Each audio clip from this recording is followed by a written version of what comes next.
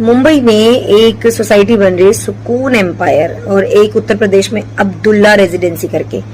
अब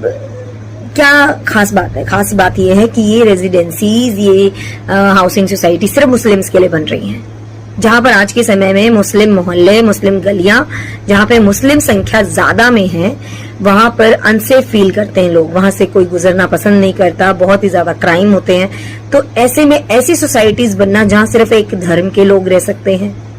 अपने आप में खतरे की निशानी है, क्योंकि ऐसे में इन सोसाइटीज के अंदर एंट्री ब्लॉक हो जाएगी, जिससे अगर इनमें असामाजिक तत्व रहने लग जाएं या फिर एक तरह की मेंटेलिटी के लोग रहेंगे, तो वो सेक्युलर नहीं रहेंगे बिल्कुल भी, और वो अपने यहाँ किसी और को एंट्री ही नहीं देंगे। क्योंकि झगड़ा तो इसी बात का रहता है ना, आज के टाइम में दंगे जब होते हैं कि ये मुस्लिम्स का एरिया है, तो यहाँ तो सेंसिटिव होना पड़ेगा, यहाँ तो बाकी कोई धर्म की एक्टिविटी नहीं हो सकती। इसी वजह से ये क्वेश्चन मार्क है कि भारत जैसे सेक्युलर देश में ऐसी रेजिडेंसीज अलाउड ही नहीं होनी चाहिए। तो ये बहुत जरूरी है कि देश की सरकार जो है इस पे कदम उठाए कि पर्टिकुलर रिलीजन के लिए आप कैसे एक सोसाइटी को डेडिकेट कर सकते हैं, जबकि हमारे देश में किसी भी सोसाइटी में ऐसे कोई रिस्ट्रिक्शन है ही नहीं है।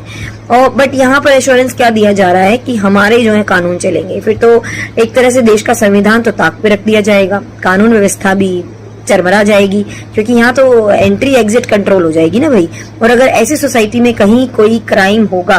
तो आपको लगता है उससे उसमें न्याय मिलेगा? भाई एविडेंस ही नहीं बचेंगे, आदमी नहीं बचेगा, तो एक तरह से ये एक माफिया हो सकता है यहाँ पे क्रिएट हो जाए, जहां पर कि एक समुदाय के अंदर क्या क्या क्राइम हो रहे हैं आपको पता भी नहीं लगेगा। तो इस तरीके से किसी एक पर्टिकुलर समुदाय की रेजिडेंसीज मुझे नहीं लगता सही है, और हमारे सेक्युलर सिस्टम में तो बिल्कुल भी अलाउड नहीं होनी चाहिए।